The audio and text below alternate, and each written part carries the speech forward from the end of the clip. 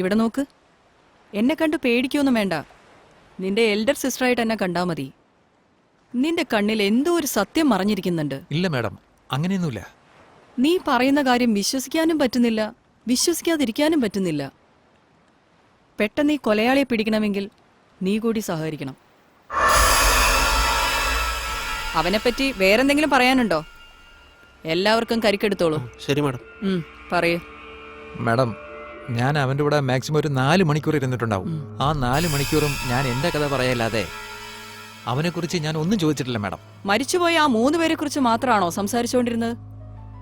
അതെ മാഡം. നീ നുണ പറയുന്നു. I can feel it.